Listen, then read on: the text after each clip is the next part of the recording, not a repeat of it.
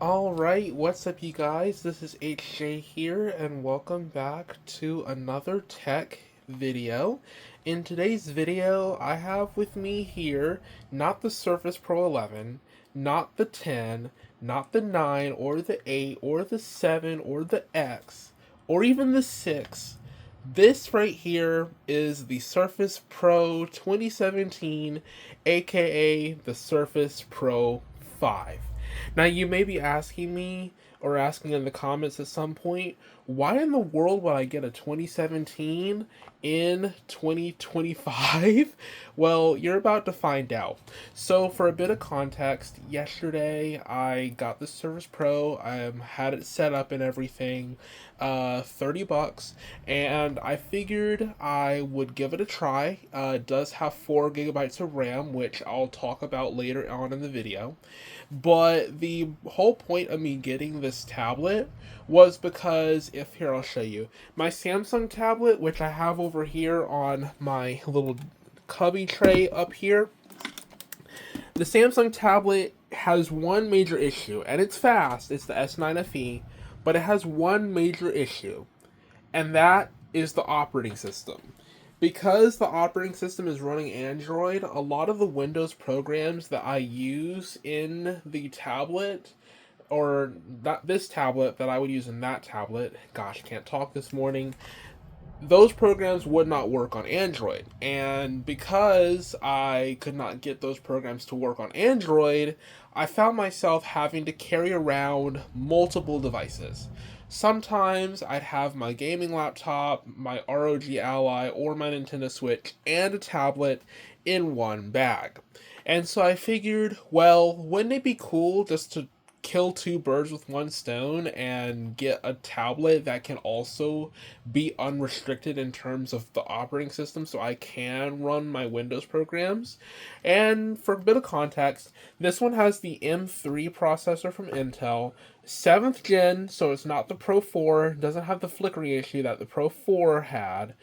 And it does, like I said, it has 4 gigs of RAM, has a very good 2734 by 18 2737 by 1824 pixel sense display, something like that. And it also comes with this 39-watt charger, which actually is surprisingly not fast enough, which I have a case and a charger coming today that's a bit faster than that and will protect the back of this, so that's always a plus. Now, I went in and I set up my Windows Hello, did everything I needed to do, but the RAM, that's what I came here to talk about with you guys today. So the RAM situation, it's a mess. And the reason why it's a mess is because used to be back in the day, 2017, I was like 15. Yeah, 15. 2017, I was 14 going on 15. So when I was like a 14 or 15-year old, 4 gigs of RAM was, yeah, do what you want to do with it. Yeah, push on, Microsoft. But nowadays, after 2019, 4 gigs of RAM became it sucks. My PC is a horrible, atrocious little guy. Yeah, that.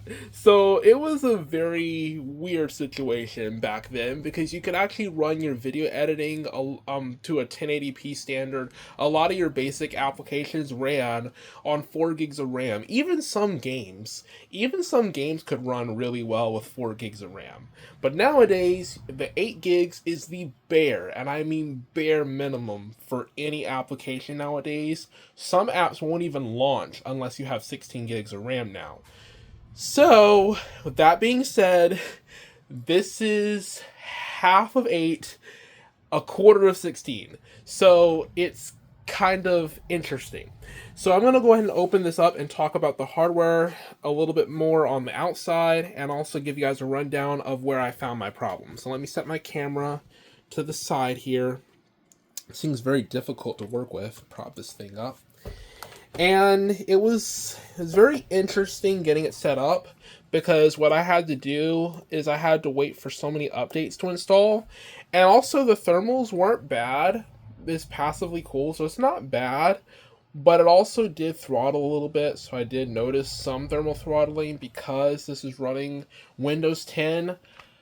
Thank God, hallelujah, this thing's not running Windows 11, because if this thing was running Windows 11, your PC would be bricked. I promise you, it would be bricked. So that's always a plus. We're not dealing with a bricked Surface Pro, because this thing can't even install Windows 11. Please, if you try to hack Windows 11 onto your Surface Pro 2017, do not do it to yourself. You're committing PC suicide if you do that, in a metaphorical sense. But that's essentially what you're doing. So the whole the whole RAM situation that I came here to talk about, it's see how this app is not really loading as good as it's supposed to. It's really slow to load in. Now, moving around the operating system, it's okay. You can move around, and it's a little slow to load up some things. It might take a hair second longer. Like, okay, think of it like a Samsung tablet. I'm comparing the 1380 in my S9 FE to the Snapdragon 8 Gen 2 in the S9, the full S9. If you take those processors, for example, the S9 FE has 6 gigs of RAM, which is a lot for an Android tablet, but it still takes 5 seconds to load an application for like a YouTube video or for like a background application. For the 8 Gen 2, it takes more like a second to 2 seconds. The same thing applies with the 2017 4 gig of RAM versus 8 gigs of RAM, which only takes like a split second, maybe 2 seconds to load at best. The Surface Pro 5 with the 4 gigs of RAM is going to take around 3 to 5 seconds, maybe 7 at best, or at max, to actually load in a full application. For example, if I zoom up close here, I'm on my DMs. If I zoom up here and I go to content creators tab in 1, 2, 3, 4, 5, still not loaded all the way in yet. And then when it does load in, it takes a while for the background to process the new text messages that have been sent in the chat so that it can actually display them properly. Same thing with YouTube, same thing with Steam, and you can run games on this Surface Pro 2017. Don't think you can't run any games at all. You can run games, like Minecraft runs well, Call of Duty Modern Warfare 2, not the new one, but the 2009 version, that runs great. SimCity runs great. Games like Need for Speed Most Wanted, the 2012 version, may run on this. Minecraft or Minecraft Bedrock Edition specifically will run. Java Edition might run, but it might struggle a little bit if you have 1 or 2 mods on it, because the Java Edition does build off of a different code base than Bedrock Edition does, and it's more GPU intensive as opposed to Bedrock, which is more CPU intensive. Both CPU intensive, but the Java uses a bit more of the GPU to run things. And also Modern Combat 5 Blackout. That is a newer game, which is one of the few newer games that will actually boot on this. And yes, it will boot a little bit slow, but because Modern Combat 5 is built for ARM processors for Android, because there is a mobile version of it, it can run up here, and it can run decently, albeit on low settings. So you can play some games, and obviously you have cloud gaming, like you have your Xbox Cloud, your GeForce Now, all that can definitely run, and you can edit, but you can't edit video, you can only edit podcasts and audio. So podcasts and audio editing, photo editing with Canva, long as it's not Photoshop, light gaming like the games I just mentioned, those run great on 4 gigs of RAM. So you can do some stuff with 4 gigs of RAM, but you can't do new stuff, and you can't do all stuff. So that's the only drawback. Now, for what I do, what I will personally do is I would just take this with me and take like my ROG Ally and maybe take my HP laptop, which is sitting over there on the bed, and go over and do my editing on that, and then come back to the Surface Pro 2017 when I need to do some basic work. That's perfectly fine. I might bring my ROG Ally and use that to play a game. That's fine. Like, that's perfectly fine. That's normal. Now let's talk about these ports because I got sidetracked with the performance. So while we're over here, I'm going to talk about these ports really quickly. So on the right hand side, excuse me, we have the Surface Connect port, 39 watt adapter. I ordered a 65 watt adapter so I could charge it faster. And then you have a USB-A and a mini display port. You will need a USB A hub or dongle to connect multiple USB-A devices. So if you have, say, I guess if you had like a Xbox controller and a headset, you could connect those via Bluetooth for cloud gaming. Everything else, like your hard drives, your external mice, if you want to use one that's not Bluetooth, you will need at least a 4-port USB hub to connect those. And if you have one that has HDMI, you could use that too. But it's best to use the mini display port to HDMI to connect a monitor. That's just a given, just because it will run better on bandwidth. Now, on the left-hand side, all you have is a headphone jack, and the pin charges and stores magnetic. Actually, I don't think this one doesn't charge, actually. This one's just magnetic. I think this one is the one prior to the slim pin. This one is the one that has the physical battery in it. As a matter of fact, I'm going to take this out and find out. You know what? Let's check that. Let's test this theory. Yeah. On the inside, there is a battery. You see it right there. So this one is not the one with the, what's it called? It's not the one with the ability to charge. This is actually the one that contains the actual battery. The battery does last a very long time, so you won't need to replace it like every week or so. Probably have to replace it like every month to maybe a month and a half. So it's not rechargeable, but at least you don't have to worry about buying new batteries so often. At the top, you have a power button, and you have your volume up and volume down. That's all you get for ports, and then you have the Surface Connect at the bottom for the Surface type cover. That is all you get on this tablet. So it is pretty skimpy on ports. Pretty skimpy. Sorry. It skipped out on a lot of ports. That was... Don't miscontext me. that was a bad word choice. Please don't roast me in the comments. Please don't.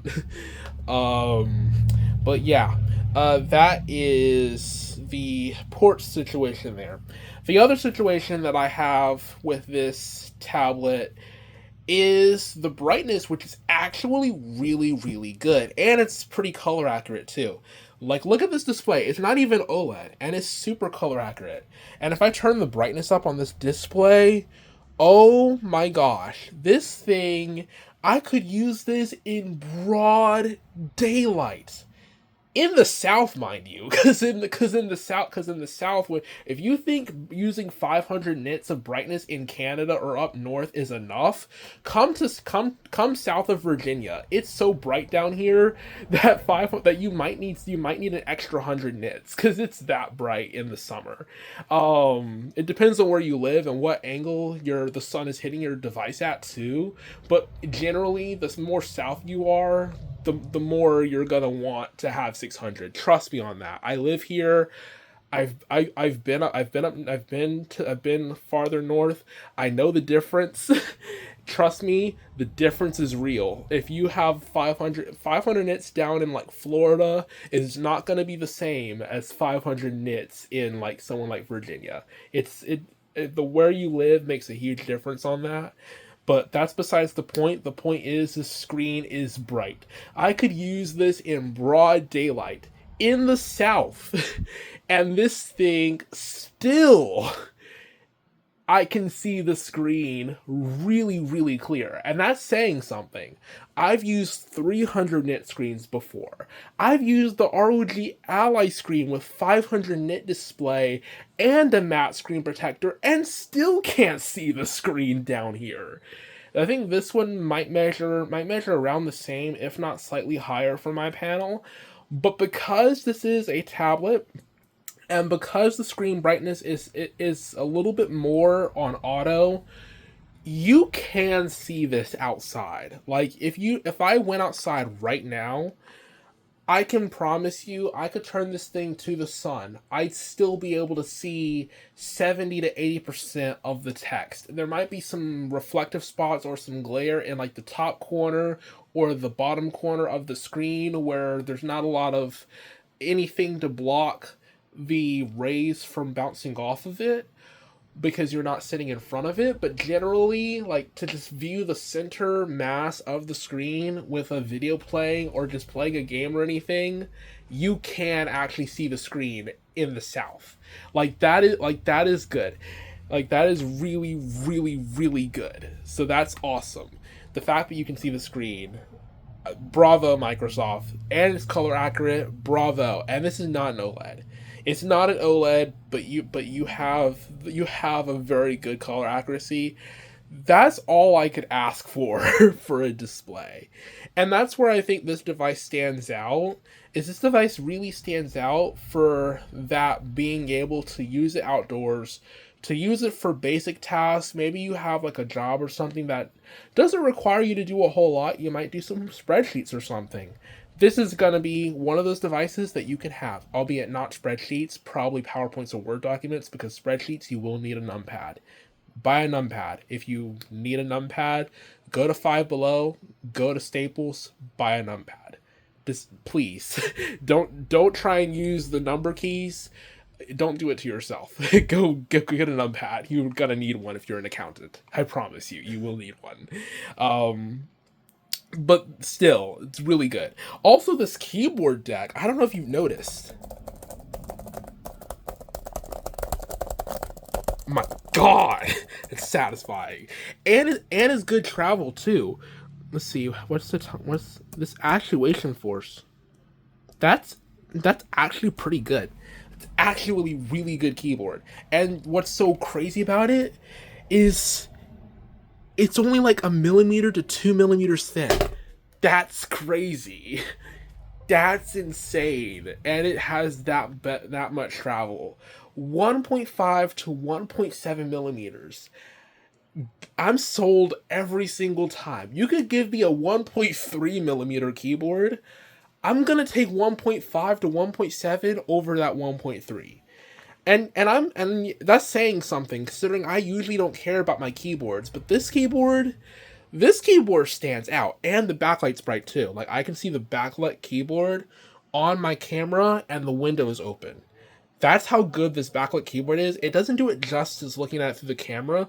You have to see it at night, and you have to, or in the dusk or evening, you have to see it in person to know how good the backlight on this keyboard is. I actually, if I look at this at an angle, guys can it's on the 3rd level of brightness, so it is on the max brightness for the backlit. But if I zoom in, that's actually really good brightness on this.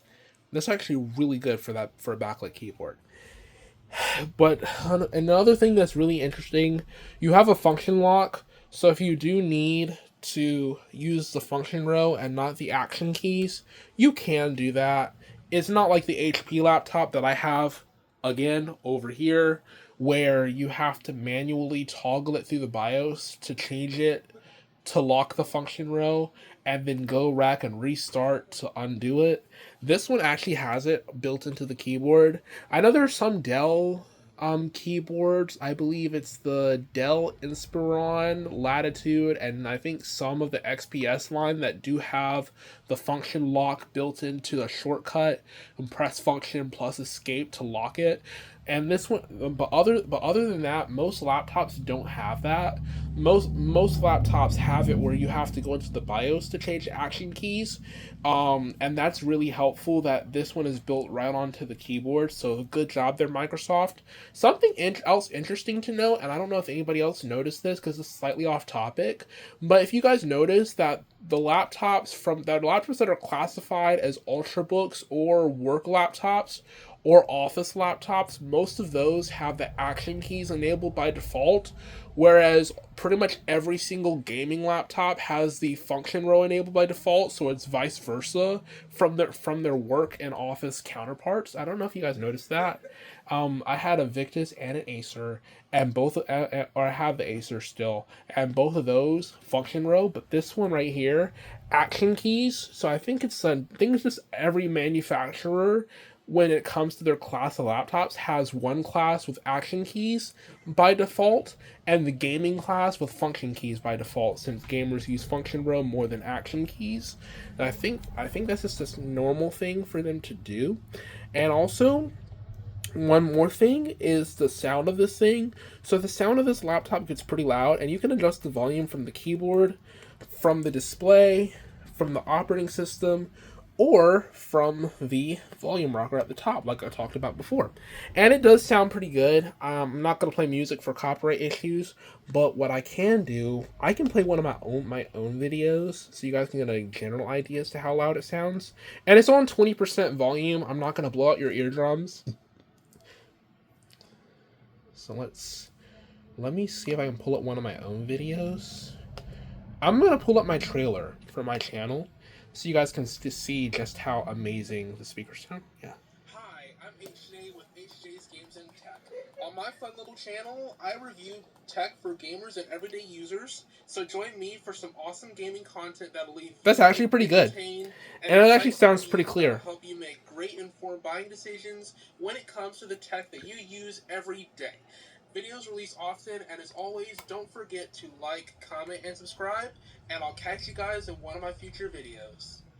So it actually sounds pretty good. And the good thing about it is that actually the speakers do carry across the room. So like if I were to stand on the opposite side of my room, a lot of laptops they can get distorted at loud volumes when you're standing at a distance. This one actually does not do that, and it actually doesn't seem to get distorted at all at loud volumes. And I could have this thing on max, it would literally carry into the living room or into the kitchen, which is like several feet away. That's how great these speakers let this thing sound. And if you enable Dolby Atmos, it's gonna sound even better, because if you enable Dolby Atmos on the performance mode or on the movie mode, it will bump it up a little bit in volume, and that does help a lot.